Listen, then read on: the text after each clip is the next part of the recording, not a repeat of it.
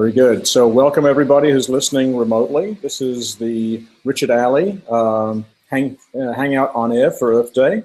I'm Jeff Hainstyles. I've been moderating. I was one of the producers of the Earth the Operator's Manual series that goes along with Richard's book. We had a lot of people pre-registered, and I'm hoping that all of those are listening and joining in. Activate your cameras by all means, and then we'll be able to see you and call on you to ask questions as we go through. So I'm going to start off with Richard and ask him to give an overview of, quote, the science that may have happened in the past year. And I may have a few questions to throw at you, Richard, which hopefully won't be too much out of left field. Okay, so go ahead, Richard. All right, well, great. It's to see you all, and a happy Earth Day. I'm a big fan of Earth Day in part because it's my wife's birthday, but also because of what it means. So thank you for taking an hour out of your day to chat with us. In the time that I've been thinking about this project, our understanding of science, our understanding of energy, and so how they work together, the basic science, we get a huge amount of good from our use of energy. We are using fossil fuels far faster than nature makes more. We are changing the climate. That will impact us. There's really, all that's happened is that it's gotten stronger and stronger, and no serious chinks in it, no problems in it, nothing that is breaking. It is just that we are getting stronger and stronger in our understanding that eventually we have to get to a new energy system, because we are burning fossil fuels 1,000,000 times faster than nature saved them for us, and that the sooner we get busy at getting to a new renewable energy system, the better off we will be.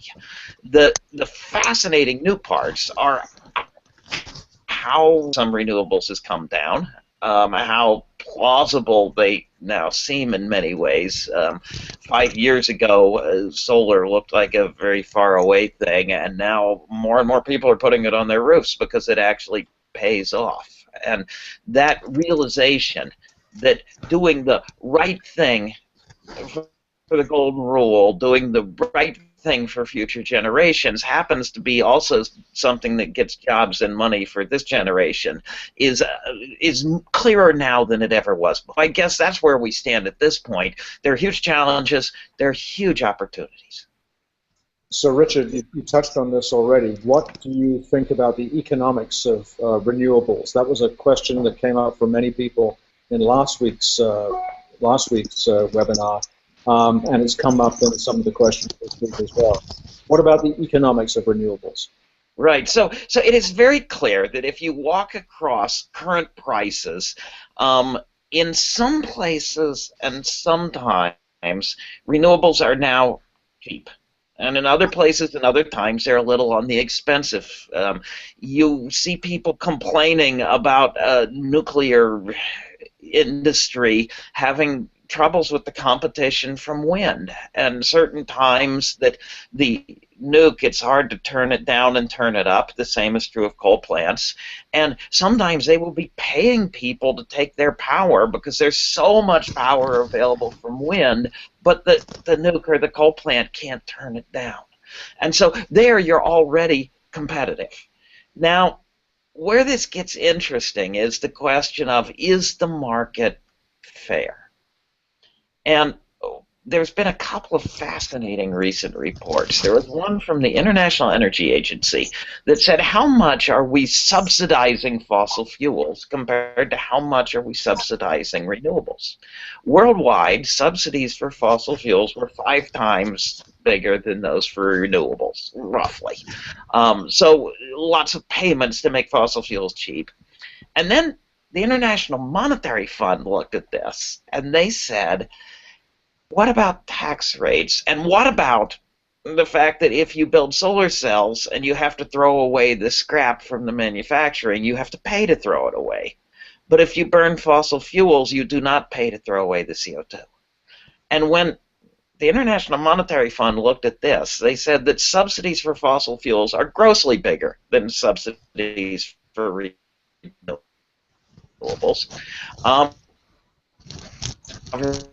And that the U.S. is the biggest subsidizer. So in some places, at some times, the renewables are already becoming competitive. but they're becoming competitive in an environment, a lot of things being done to make it harder for them and to make it easier for fossil fuels. Okay, so I'm going to ask a question that came in from one of the students in Teresa Newberry's class at the Tohono O'odham Community College. And this is a question that relates to the things that you just said. It's from Bangali, and I'm going to send it to you by chat, but I'll also read it. Isn't there an adequate amount of solar and nuclear energy for the next billion years? So why does it matter if we run out of non-renewable resources? Right. So thank you. There is an adequate amount of solar energy for the next billion. Whether there's nuclear is a good question, and we could come back to that. But it's sure that the sun can power us. Why it might matter if we run out, first, is the climate change issue.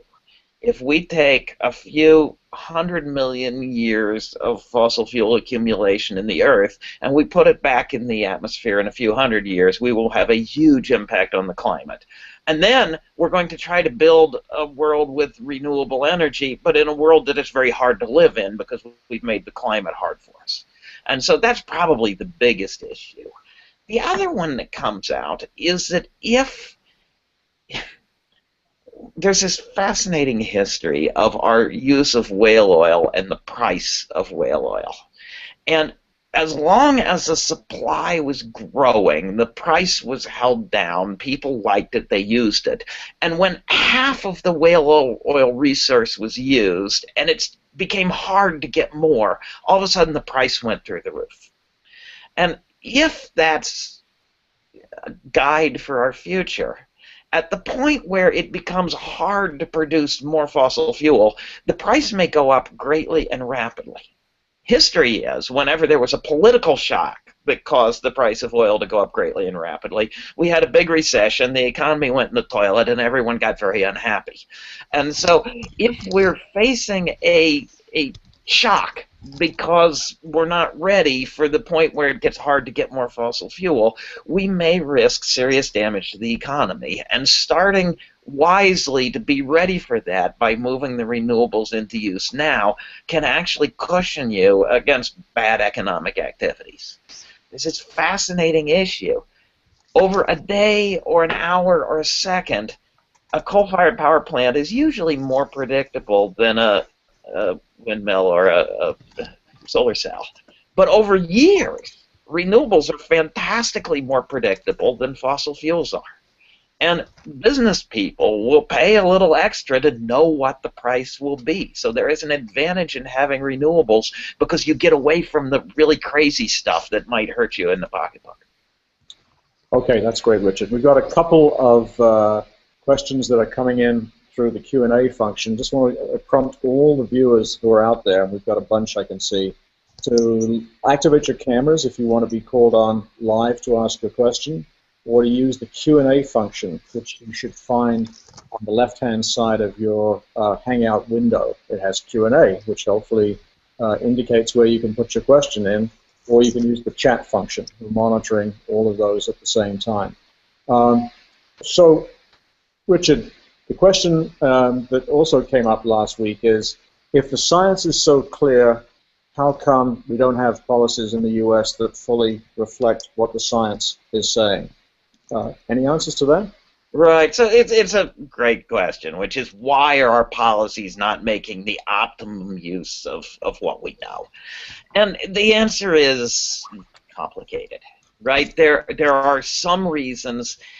Suppose for a moment that we have an old industry that has a job, and we have a new industry that has two jobs. The old industry with its one job, the person may be worried about the new industry that will, so the one person's going to lose their job and two people are going to get the jobs. The person who's going to lose their job is scared. They have a house, they have a mortgage, they have some money that they can give to a political campaign, or they can buy an advertisement. The two new jobs are likely to go to those of you who are listening today. And you're not writing checks about this. So if you had a world in which you're going to double the amount of employment, the odds are really good that this will look bad in the public realm because of the difference between the jobs and the people who are going to get the jobs. And there's some truth to this. Our estimates are dealing with this wisely increases employment, but it almost certainly will have winners and losers, and the losers may be very vocal. The sort of additional thing that when people, whether they're going to lose their job or not, that they sort of throw everything against the wall, and there's a big noise, and it gets hard to figure out how to move forward. We've had this forever. And I tell a story in the book about the San Francisco earthquake. And 100 and some years ago, in 1906, the earthquake knocks down San Francisco, and the real estate developers of San Francisco are scared that they're not going to make money. And they start attacking scientists who said there might be another earthquake. And they set up an early warning team so that if there's another earthquake, they can call Washington and Boston and say, don't worry. And they start a story that it's not the earthquake that destroyed San Francisco, it was a fire. And you have fires in the east.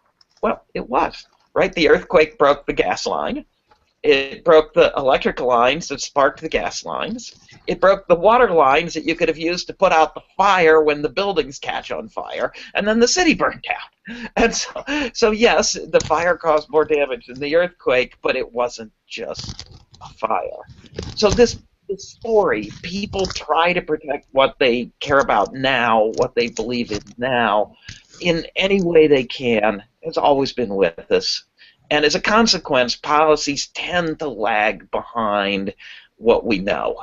The actual actions to make San Francisco reinforced so it will have a better time with the next earthquake took a little while.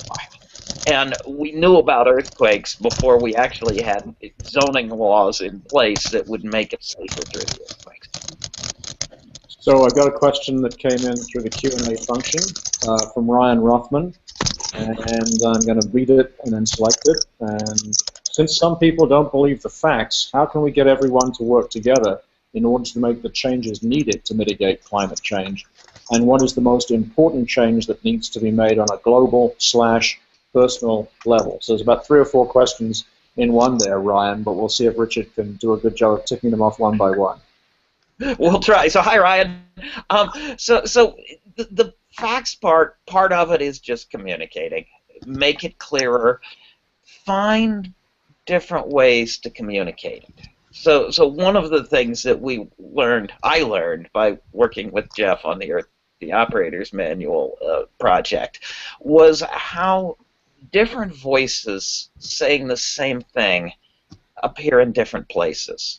So in the TV shows, Jeff found these fantastic military officers and enlisted people who were dealing with climate change and who were using renewable energy. And then he ran focus groups. And the New York people said, yeah, we knew all of this, but, you guys are a little military, aren't you? And the Texas group sort of said, wow. Said, here I was ready to not believe you, but that's an admiral telling me something, and I believe him. And so one of the things is, once you know the answer, finding the way to communicate that to people in a way that will make it useful to them. And that sometimes does involve getting an admiral, and it sometimes does involve getting a professor. And different people will listen to them, but we're telling the same story, and the story is basically right. How do we then move forward with that? I personally think that because it is so clear that the long-term best answer is that doing the thing that helps the environment actually is also the thing that helps the economy, that eventually people are going to recognize the win-win parts of this. And they may also recognize that some of the loudest problems are the wrong story. Right? So suppose, for the sake of argument, that you don't like firing coal miners. Very few of us want to go to a coal miner and say, you are out of business. You're going to be poor. You're going to lose your money. We don't like that. Okay, so if you really hate firing coal miners, the way the serious environmental economists have looked at this, they say we should start now to head off climate change, but we should do it in a measured, gradual way so that it takes 30 years. And that means if you're a coal miner, you probably will retire as a coal miner. If you're a coal plant investor, you will probably get your money back. If we deny the reality for another 25 years, and then we have to change all of a sudden, there will be a new generation of coal miners who have been hired, and now the change needs to be fast, so they will get fired. So if you really hate the idea of firing coal miners, you're probably a lot better off today to get started on this, so that you can see you see the iceberg way ahead. It's easy to miss it, and you'll never spill a drink on the Lido deck. If you wait till the last minute, you'll either crash into it or you're going to spill a lot of drinks when you're making a fast turn. And so that is, and then what do you do as an individual, right? So do the big thing. Talk to your neighbors, vote. And then you can't solve the whole problem yourself. It's too big for you. But pick a thing or two that you feel good about and show your neighbors and show yourself that you can make it work for you. And if you do something that helps as an individual, and you do something that we beat this thing. Okay, so making the global personal, you're a great fan of bike riding, and we have a sequence in the operator's manual of folks riding bikes in Copenhagen, and it's some vast percentage of people that go to work in Copenhagen, 30 or 40% or more, I think it is, ride a bike. Is that kind of thing worth doing, or is that kind of a drop in the bucket? Some people dismiss the fact that if you can't do the big things, there's no point in doing the small things. What do you think about that? Yeah, I think that doing the small things helps too, in part because it shows that it works, in part because it does help, and in part, in the case of the bicycling, it also helps us in health ways, it helps us in parking ways, it helps us in a whole bunch of ways. It gives another opportunity, and when we build cities that have a diversity of things we can do, with more choices like that, we actually can end up a whole lot better. So I really do believe it helps. A lot of it is capacity building. If the person those of us who are old enough that we have a house and we have shingles on the house, where I live now, you have to work hard to find somebody who will put the solar cells on the roof. But the day will come when they come with the shingles and they say, you need a new roof, do you want solar cells with that? We'll just put it on while we're here. And the world has changed. And that happens by people buying things, by people helping those businesses come about. With bicycling, it comes from people saying, if enough of us ride, you'll give us a bike lane. And now you've made a difference, and it's safer, and you can do things. So I really do think the individual helps. Just don't think that you, as an individual, doing your thing will solve all the problems. This one, there are problems in the world that the government can solve without us. The ozone hole is getting fixed because the government talked to manufacturers and they changed the freons that we use as refrigerants in our air conditioners. And that got fixed with very little change from individuals. It could change above us somewhere. There are problems that we can solve without the government. I do not believe for a minute that we need a government monitor in the men's room to make sure I wash my hands after I use it. Okay. Energy is so pervasive. It's in so much of our lives that we can't solve it and they can't solve it. It will take both we and they. It will take us individually and us collectively. What you do as an individual matters. What you do with all of us matters. That's great.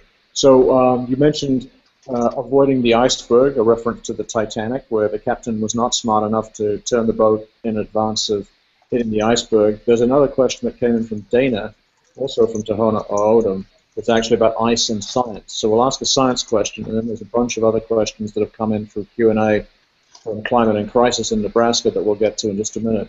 But the question from Dana is, are there any other ways besides looking at the different layers of ice that could help to identify the levels of CO2 in the past years?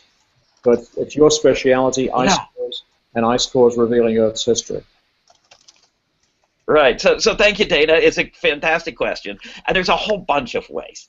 The ice core bubbles are the best because they're actually samples of old air. And anything else, there's another step to get from CO2 in the air to what was recorded. But there's a number of things. One of them, for example, if you were a leaf, you're a plant, you need CO2 to grow. And so you have little stomata, little holes in the bottom of your leaf, and the CO2 comes in there. But when you're breathing in CO2, you're also breathing out water. And you as a plant don't want to shrivel up and dry, and so you don't want to lose any more water than you have to. And so when plants grow in an environment that has more CO2, they grow fewer little stomata on the bottoms of the leaves because they can get the CO2 and let less water out. And sometimes those leaves are fossilized, and with the right fossils you can actually count the stomata in the leaf fossil and find out how many of them there are per area, and that in turn is related to the CO2 when they grew. So, and there's several others of these. There's this absolutely fantastic one that when cells grow in the ocean, and this is particularly directed to a certain promethesiophyte algae, but you can do it with others. If you're a cell, you have a cell wall, and your cell wall keeps the outside out and the insides in. And so you build it out of really sturdy molecules. And these really sturdy molecules include these 37 carbon chain alkydones. And two things come out of them. One is if you are a cell and it gets cold, you start to get stiff and brittle. So what they do is they change the number of the carbon in the alkynone to make it more flexible. And when it gets hot and you get really floppy, they change the number of double bonds to make it stiffer. And when they die, this falls to the bottom and it's in the mud, but they're really sturdy molecules, so you can go down and you can pull them out and you can radiocarbon date them, and you can get temperature from the ratio of single to double bonds in these. And when you grow, you preferentially use carbon-12 and not carbon-13 because it diffuses a little faster and it's a little easier to break it loose from its neighbors and use it. But when carbon is really rare, you have to use carbon-13. And so when there's a lot of CO2, you grow your cell walls out of mostly carbon-12, and when there's less CO2, you use a little more carbon-13 to tell you the temperature, and you can learn, you can start making a history by looking in the mud of when did it happen, what was the temperature, and how much CO2 was there. And there's a couple of others. So we can work this out. It's all, the science goes into this. It's fantastic. It takes a lot of calibration. It takes a lot of thinking about, but it actually does work pretty well.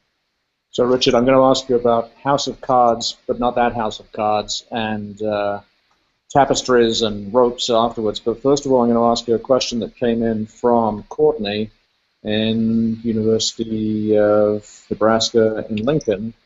And her question plays off that last topic that you were talking about, and maybe goes back to some of the videos that we did in Earth the Operator's Manual. There are people that will probably never be convinced that the climate is changing due to human activity. How do you convince these people that clean, renewable energy is the better option anyways?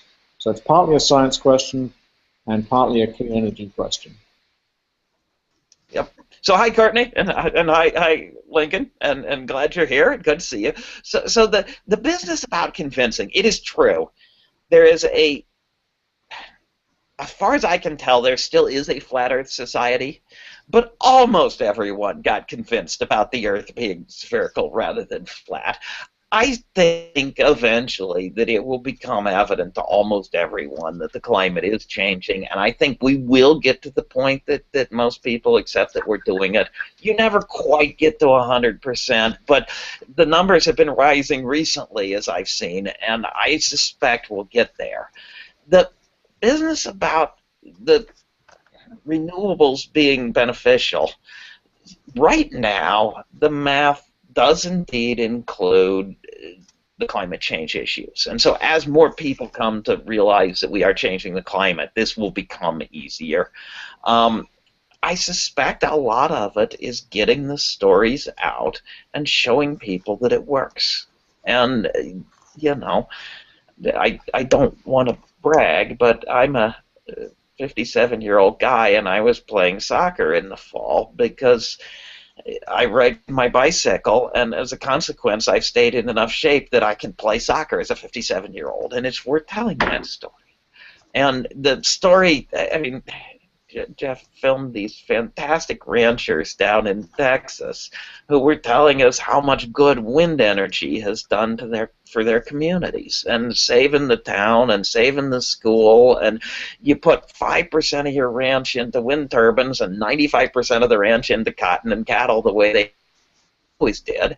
And I think they're getting more money from the 5% than from the 95%, and a lot of the times, and they call it mailbox money. You go out to the mailbox and you get money out of it, and because there's wind turbines making valuable electricity. So a lot of this is doing it, showing that it works for you, and telling your neighbor.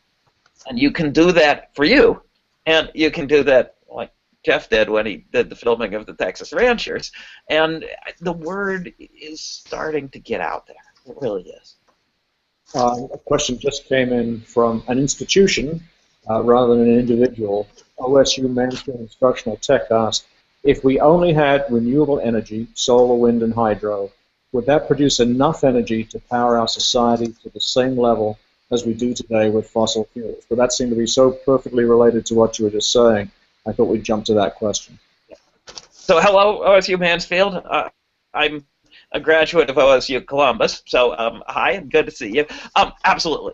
So if you go and ask, if we get 0.01% of the sun, that's enough to power humanity. About 1% of the sun goes into wind, so there's way more wind than needed to power humanity. The others tend to be smaller, so you're not going to run all of humanity off of hydroelectric. You're not going to run all of us off of waves and currents in the ocean. Sort of 1% of sun into wind, 1% of wind into waves and currents. And by the time you get down to that, it's not quite big enough. But it's virtually guaranteed that we will use some energy from the ocean in places where it's beneficial. So if you're building, sea level is rising, you're trying to imaging to your city, you're putting up breakwaters to block the waves, at some point we will figure out how to put a wave generator in that breakwater, and it will make the waves smaller, and it will power electricity for the city to run the pumps to keep the storm out of the basement. So so we will use those. We will certainly use some hydro for a while. Long term, the big ones are wind and sun, and either of those or both together are vastly more than humans use. And the numbers, I have a plot I show that is sort of, here's a map of where we grow all our food, and here's a map of where we have animals eating grass that we can then milk or eat. And it's a large chunk of the land surface that we have changed to feed ourselves. And then I have this little pink square in the Sahara to build a modern solar farm to provide more energy than humans use. How much area would it take? And it's small compared to the areas that we farm. It's still a huge task. It won't be easy, but it's there. If we built a wind farm on the windy parts of the plains and deserts of the world, so not in the city, not in the forest, not in the water, not on the ice, just in the windy parts of the plains and deserts, that would generate much more energy than humans now use. And there's a question that came in from Emily that I just put in there. Emily, and I don't remember her name, I apologize, Emily, but the question is relating to some of the things that you may have caught in terms of Richard's reaction. Where did your passion for the Earth originate from? Obviously, it's a good question for Earth Day. I find this question crucial so that we can connect the dots between teaching the new generation how to love the Earth and then remind the older generation how connected they are to the Earth and how important it is to be sustainable. So where did you get your passion? Is there any way we could spread that passion? Yeah, I fantastic teachers, fantastic parents, people who took me under their wing, took me caving. So when I was young, I was out and doing things, and I owe a lot of people a whole lot for that. And then I've had just this remarkable good fortune to go interesting places with interesting people and see how fantastic this planet is. And I did it for research, the Antarctica and Greenland and Alaska and what have you. I did it for filming. And I mean, you talk about a couple of days that we had a helicopter and we were on the Franz Josef Glacier. And we're trying to get the film, and you know, the Franz Josef Glacier in New Zealand has these huge steep walls, and hanging off the walls there are these beautiful tree ferns, and the camera guy is very safely in, Art Howard, but he's sort of hanging out the window, and he says, "Okay, I want to go up over that spur, just over the top of the tree ferns, and then I want to do the IMAX shot and dive on the glacier." And it's, oh, you just can't imagine how fantastic. Well, you can, because you can see pieces of it in the Operator's Manual TV show. But the once you go see it, it's so wonderful. And I think we do. Sometimes we get caught in our cell phones, and it's nice to go out and look, and you know, take a friend along. Well, okay. Jumping from that sort of grand view to a very detailed energy-related question. And this is from Nomen Dari, also from Climate and Crisis in Nebraska. And it's a sort of technical question, but you've become an expert on energy as well as on climate. So what is the difference between stored and instantaneous renewable energy? Right. So this brings up, there's a big question that you're pointing at, and I'm sure you've been thinking about it, which is people have always had to try to match supply and demand in electricity. So we, you know, when the Super Bowl comes on, the demand for electricity goes up, and at 3 in the morning, the demand for electricity is usually down. And so there's always been these variations in what we want, and then there's always been variations in supply. And so you're running a nuclear plant, and you need to take it offline for a while. You're running a coal plant, you need to maintain it. So grid operators have always had to balance supply and demand. As you add more renewables to the system, you add additional things that need to be balanced. And so it does. And so there's more balancing goes into this. When we started 5 years ago on Earth the Operator's Manual, when you started reading the literature, people were saying, we will never get past 20% renewables on the electric grid without a huge amount of storage. And in fact, we have gone past 20% renewables in many parts of the world without a huge amount of storage. And it was a learning curve. They learned to forecast better. They learned to wire larger areas in. They learned to add different renewables. So when the sun is not working, the wind is often working. The clouds came with the storm. And so by integrating and getting smart at that, it is likely that eventually there will be need for some storage. People are starting to mutter, though, that storage is becoming competitive because demand changes. People will get a cheap power plant, they'll get it running full blast, and then they have to have another one sitting.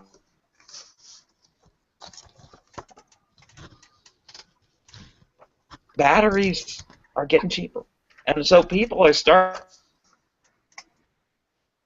a whole new power plant sitting there waiting to come online when we need it.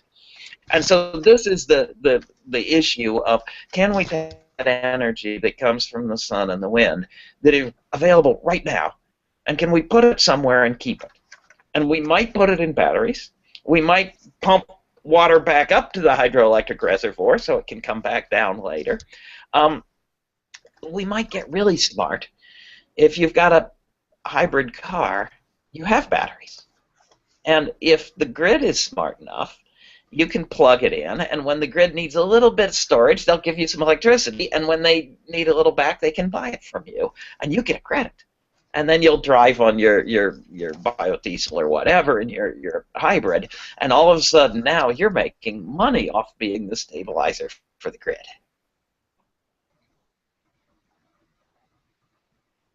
I adjusted the bandwidth. I was seeing Richard getting a little bit fuzzy there, so hopefully all of you will be able to see things a little bit better.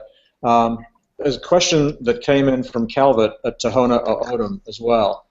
And it sort of goes back to what you were just talking about, Richard, in which there are a number of technologically feasible ways forward. So we have the technology for solar power.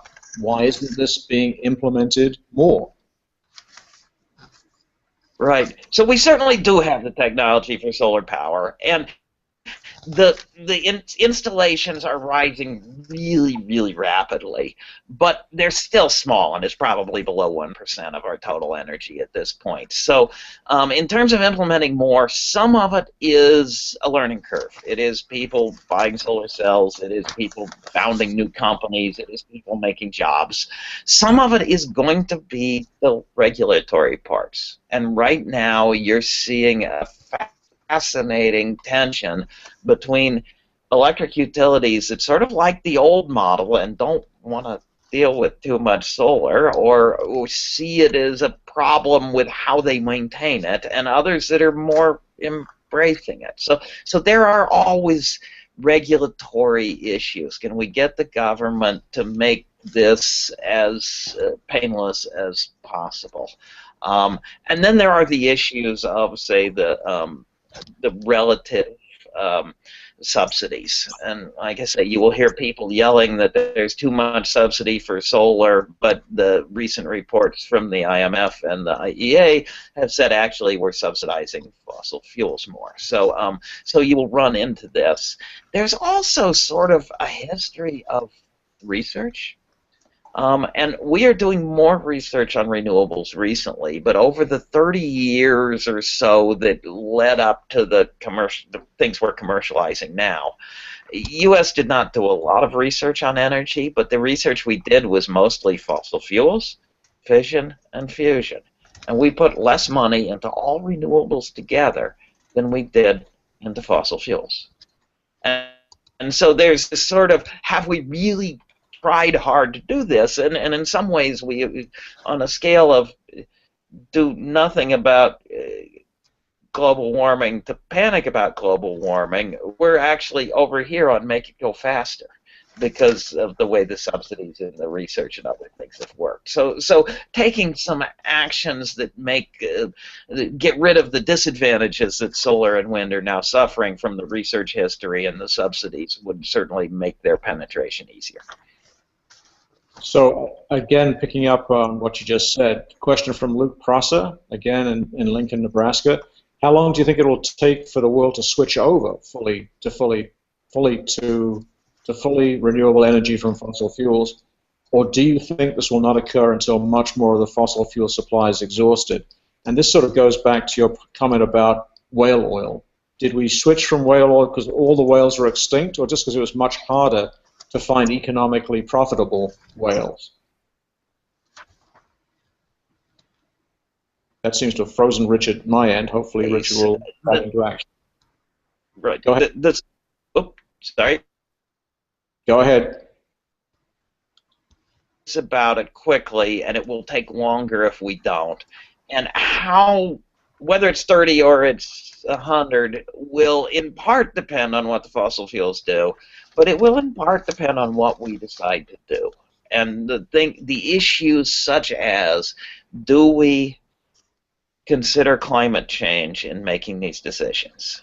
And do we consider other externalities? There's a fascinating plot in a paper that just came out from Drew Shindell, and I that it shows what we pay for different sources of electricity, gas and oil and sun and wind and nuclear, and then what society pays. And there's this big bar on the coal and the gas ones from various and sundry other things like health impacts of breathing things. And so if we succeed in making the cost of the energy reflect the true cost to society, you're looking at a 30, 40-year transition. If we fail to make the cost of the energy reflect the true cost to society, we probably go a lot longer with the fossil fuels. Okay, so this is another question, goes back to the science. What we tried to do in the operator's manual was to make the science and the renewables energy solutions both part of the equation. And this is coming from Nebraska as well.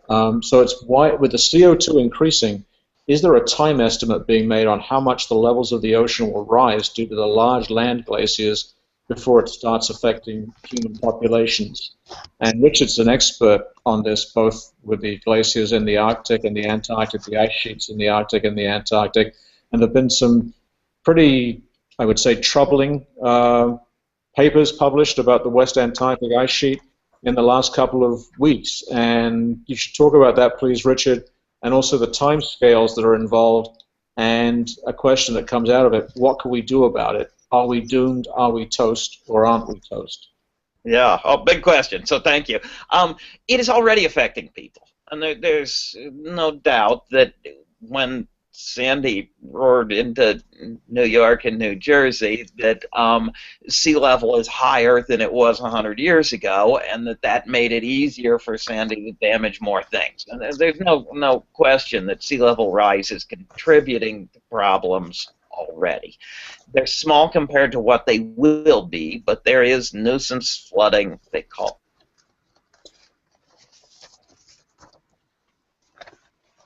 with warming for several reasons. One is that the ocean water expands as it warms. That's fairly slow and fairly small.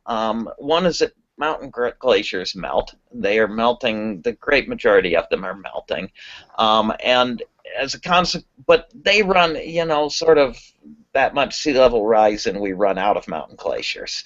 And then it's the big ice sheets, and warming melts Greenland. And that's pretty clear, but it's slow and measured. And then there's the wild card, which is sort of collapse of these marine ending glaciers, and especially the West Antarctic ice sheet. And so if you take the projections of sea level rise, we will have rise for a while. It will accelerate as the ocean warming continues and as we warm the air.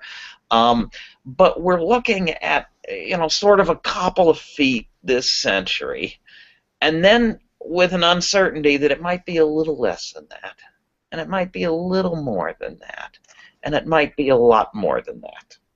And that's really the way the uncertainties are. You have some estimate of sea level rise, a little less, a little more, a lot more. And the lot more is if pieces of West Antarctica destabilize, which they could. Then rather than 3 feet, you start looking at 6 feet in 100 years or more, 9 or 12, or and so what we're learning is that the West Antarctic ice sheet does seem to sit for a long time in a stable way. I'm okay, I'm okay, I'm okay. Whoa, and the whoa can go very rapidly and put a lot of water into the ocean. There has been a couple of papers that suggested that we might have already committed to that whoa sometime in the future. There are others, including work from our group, that says maybe we're still all right. So I don't think we're doomed on that.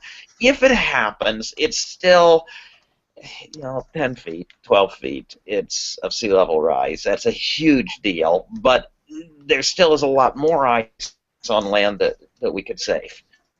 And so the sort of worst things where you get much more than that are still, we're making the decisions about them, but we haven't yet decided. So extrapolating from what some of those questions were, and by the way, Fred is actually from Tohono O'odham, not from Nebraska. We're trying to mix up where people are, the questions are coming from.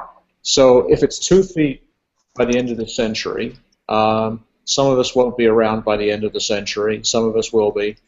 If it's just 2 feet, why bother? Why make steps now? What's the implication for the U.S. of 2 feet? What's the implication for the world of 2 feet of sea level rise by 2100? Yeah, well, even 2 feet. So I was down in Washington a couple of weeks ago, and we got stranded in the airport because of bad weather, and we ended up renting a car, and we went down and saw the cherry blossoms. And the cherry trees already have their feet really close to the salt water. 2 feet is not going to make them, a lot of them, happy. And the trail, you walk around the basin there to look at the cherry trees, and you have to go up through the grass because the sidewalk is under seawater. So it's already causing things. The salt is injecting into places in Miami where people are trying to get their fresh water from to drink. The more and more of what they call nuisance flooding, and whether the storm gets into the subway, whether the storm gets over the levee, might only be a foot or two. And so you start looking at raising everything around our big cities, and there's a lot of expense there. And then there's sort of the insurance issue. So I normally ride my bicycle, but we do have a car. But between my wife and I, we have one. And the car has airbags, and it has anti-lock brakes, and it seat belts, and the kid seats. And we did this despite the fact that we did not expect to have an accident. But an accident would be bad, and we invested some of our money in features that we don't expect to use, but they keep us from having something really bad. And so if you look at the possible sea level rise, there's a number like 2 feet, and it could be a little less, and it could be a little more, but it could be a lot more. And then you say, wouldn't you pay a little for seatbelts in the car and airbags in the car to save your life? Would you pay a little bit to slow down the warming so that we maybe make it less likely that we get that lot more, which would be a lot more expensive? That's a good point. A question that relates to driving. This is Derek Dury from Nebraska. Do you see the potential to eliminate the need for fossil fuels in our vehicles? Will we be able to make the transition to 100% ethanol or other cars like solar or electric vehicles? So that's from Derek in Nebraska. Yes. So almost certainly, yes, we can make the transition to renewable in some fashion.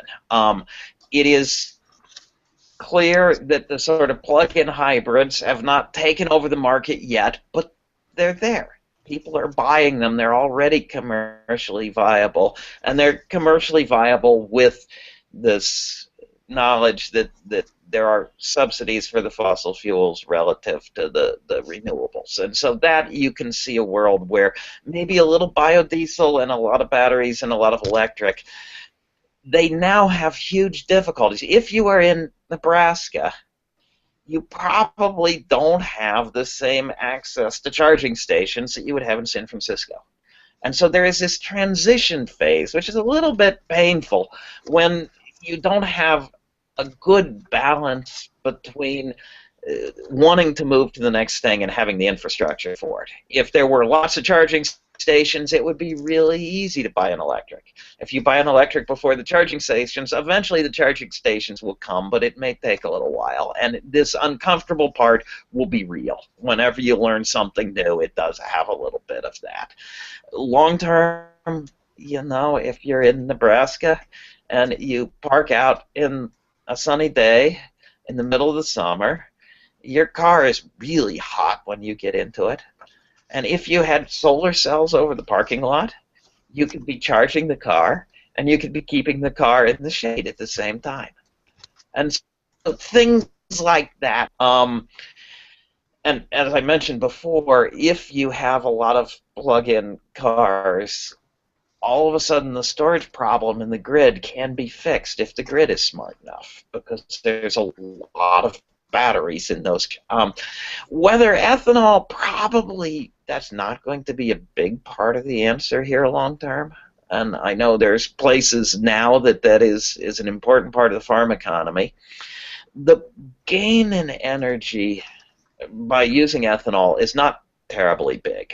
So if you use oil to make diesel to plow the cornfield and to harvest the cornfield, and then you make ethanol, and that displaces some gasoline that would have come from oil, you don't get a big gain from that. There's a small gain, but you're not doubling your energy. It appears to be much less than that. The net is not terribly good. You do better if you look at sugarcane in Brazil. And then in addition to that, it's fairly clear that ethanol, as we get it from corn in the U.S., is burning food that could have been eaten as food, because corn is really good food, and either we eat it or we feed it to animals and we eat them, and so you're burning food. And the Brazilian sugarcane is not nearly as much a case of burning food. And long term, we're going to have more people on the planet, and they're going to be hungry people. And so long term, I think most people who've looked at this seriously say we eventually will eat our food rather than burning it, and we'll burn something else. Okay, so we're going to reward Regan from Nebraska, Reagan Gilmore, who asked his question by email and also by Q&A. And he said, why is it, do you think, he says, in chapter 5 of your book, you wrote in the synopsis, quote, where science meets politics, public argument is virtually guaranteed, regardless of how good or bad the science is, close quote. Why is it, do you think, that the world of politics has such a difficult time accepting and believing in science? And then Regan editorializes a bit. We often see politicians downplaying the effects of climate change and shrugging off the imminent end of the reign of fossil fuels. Do you think it has something to do with human seemingly innate distaste for dealing with change, or is it driven more by greed and voluntary ignorance? Or perhaps you have other ideas. So it's a long question from Regan.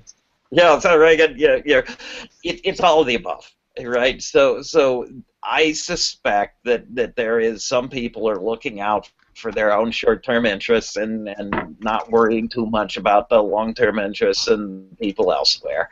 I suspect some of them are just genuinely honest people who say, look, fossil fuels have done a lot of good for us, and I'm really nervous about moving away from something that has done so much good for us. I believe you will find that if you look far enough back, when we built railroads, that the canal operators were unhappy, and when we built interstates, the railroad operators were unhappy, and when we built airports, both of them were unhappy. All three of them were unhappy, and I think that you will always find that these big issues and these big decisions have some friction involved. When it came to giving people free land in Nebraska for homesteading, industrialists in the Northeast and slave owners in the South were among those that didn't want people to have their own land. So you go back and look at the history of how did homesteading come to be in Nebraska and Oklahoma, and it's passed during the Civil War. And people were busy with other things, and the slave-owning issues had changed. And so something happened. But when it comes to something as simple as, wow, we have land, should we give it to people? It wasn't simple at all. And there were competing things. So I think that when you look at the history of fossil fuels, when you look at fossil fuels making as much money as they do, how many big companies are fossil fuel companies, how many people have jobs from it, looking at a long-term switch to something more sustainable, I would be flabbergasted were we not having a discussion on this. The polarization we have right now, though, is new. And the first time I testified to a subcommittee of the U.S. Senate was, I think it's 13 years ago. And it's not that long ago. And it was chaired by a Republican who was about to introduce a bill to put a price on carbon to reduce climate change. And my impression is that he wanted me to be scarier. He wanted me to tell more disaster stories about global warming that would make the bill look better. He didn't say it in that many words, but so the idea that 13 years ago a Republican was trying to reduce fossil fuel use and wanted to do it in a Republican way, and that was putting a price signal on and then letting the market deal with it rather than having regulations. What now seems to be unavoidable, that these people won't talk to these people, is really brand new. And very short while ago, in real time, that wasn't the case at all. Okay, we're coming to the end. Time for probably 2 or 3 more questions. I'm going to join 2 questions together. The first one is from Kristen Hudson, also in Nebraska. If there's one main point you would like to get out to new generations about climate change, what would it be? So that's her question. And there's one that comes from Tohono O'odham as well, and that's from Melissa. Is there a simple everyday activity that we can do to help to improve our air quality for now and for future generations? So they're sort of related. What can we do immediately and usefully for the future? Right. So the big point is that using the knowledge, we can make ourselves and everybody else better off. And that this is not just you're going to avoid disaster, you have to suffer. This is that we actually do have the opportunity now to build something sustainable. And we walk through it in the book, and we walk through it in the TV shows. We burn trees and suffered the consequences. And yes, now we have lots of trees, but there were times in Pennsylvania we burned all the trees. And then there were no trees, and we didn't have something to build with, and we lost our wildlife and all sorts of bad things. We burned through the whales. We are burning through the fossil fuels. We now know how to build a system that will power everyone essentially forever. And we know how to do that in a way that pays us, that we end up better off than ignoring that knowledge. By using the knowledge, not only do we get a cleaner environment, but we get a better economy. And I think that's the big issue. How we get there, I do think that it's a combination of do the big thing, which is talk to your neighbor and vote, and then do something or some things that work for you. And in the U.S. in particular, there's so many you can do and so many interesting things. We use so much energy, and we use it, a lot of it comes from very high CO2 source, very high other source, particulates and mercury and other things, that saving a little bit, finding a new way to do things, finding something that works for you that also shows your neighbor that it works will be great. And there isn't one thing, because energy pervades what we do, so there's a huge number, and you'll figure out the one that works for you. So I'm afraid this is going to be the last question, but it is one that sort of relates to Earth Day and the sort of traditional sense of Earth Day and the natural world, and whether that's in any sense in conflict with what Richard's been talking about to address climate change and to go to clean energy. So this just came in from Adam through the Google Earth page, the Hangout page, but also through Q&A. At the rate at which we are continuing to build renewable energy resources such as wind turbines and solar panel, how will this affect wildlife and their habitats, as those kinds of farms, wind farms and solar farms, will require more habitat, more land area? So that's from Adam. That'll be the last question. Right. Thanks, Adam. I mean, anything that we eat 2,000 calories a day. In the U.S., we use outside of us 240,000 calories a day. So our energy use outside of us is more than 100 times our energy use inside of us. We have changed. Just think of all the farmlands and ranch lands out there. How much of the surface of the earth we have changed to get 2,000 calories a day. Anything that gets us 240,000 calories a day, be clear, it will have some outside impacts. We can't have a no-impact energy source that gets us that much energy. But that having been said, it is clear that the externalities, the damages that we don't want of renewables are smaller than fossil fuels. And that is true for what we breathe. It is true for climate change affecting habitats. Renewables, the gas pipelines don't blow up, things like this. There's a lot of things. So while we can guarantee you that wind turbines will bonk birds, we can guarantee you that there will be external impacts that we don't want. Probably every wind turbine you build saves birds. Every solar cell you build saves birds, because the avoided climate change will avoid impacts on them that are larger than what it does itself. I have some slides that I show sometimes of, everybody knows that wind turbines bonk birds. But if you start down the list of what is it that kills birds, cats, wild cats and cats' insides, flying into big buildings, flying into medium buildings, flying into low buildings, getting run over by trucks, getting run over by cars, nesting in the alfalfa field and getting mowed, getting shot illegally because of hunting, nesting next to the hydroelectric plant and having the water go up and down and your nest gets flooded or dried out, nesting in the tree and having it cut down, nesting in the and these slides were actually Canadian data, but so far all of those kill way, way, way more birds than renewable energy does. And you get down, and renewable energy is so far down the list that it's hard to find it. And yet we all know that wind turbines bonk birds, because somebody has worked very hard to make sure you know that. In fact, like I say, the best evidence would be building renewables saves wildlife, because the wildlife displaced by the footprint and the wildlife killed by the renewables themselves is small compared to the damages from what the renewables replace. So this actually would be a way to help wildlife, despite the fact that it will have some impacts.